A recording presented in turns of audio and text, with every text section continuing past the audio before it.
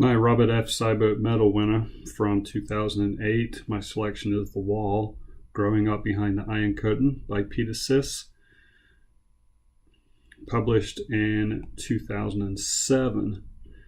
This particular book is sort of a biography done through illustrations that were drawn by the author himself, who began to enjoy drawing at an early age. He lived in Czechoslovakia, born and raised there during the Cold War, hence the title Growing Up Behind the Iron Curtain. At the time, Czechoslovakia was under the influence of communism. So Peter uses the book to illustrate the negatives of communism. It's a political science book for children, done really, really well, using drawings and such like. Significant events are drawn: Berlin Wall, Cuban Missile Crisis, and then the 1968 Czech uprising that was crushed by the Soviet military. So Peter, because of his love for drawing, tells his story of his life and his country's life using illustrations that are predominantly black and white. A lot of them have splashes of red, which is, I would imagine, is used because communism is associated with the color red. The black and white also shows a kind of gray negativity surrounding communism, difficult to live under communism, poor people and such like. There are then other pictures that have splashes of color.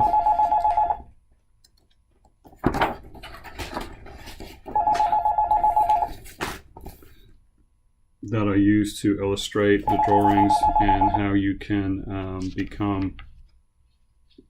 how the differences between communism and capitalism.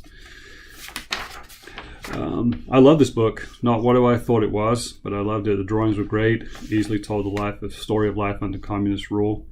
Made an awesome book to use in a social studies classroom. Introduction to political science. Something that younger children could easily understand. I especially like the page, a drawing of two lands separated by a wall.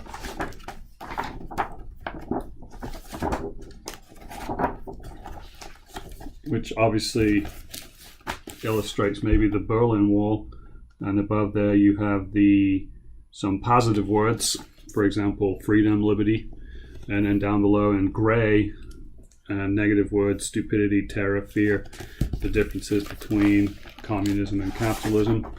And then, of course, you have the significant where Peter's escaping on his bike, and you can see there in the bottom corner is he escaping to the United States, representing there the Statue of Liberty, really, really small. So I'd use this book to introduce political science to young children. You could use it, differences between communism and democracy. All in all, thoroughly enjoyed this book.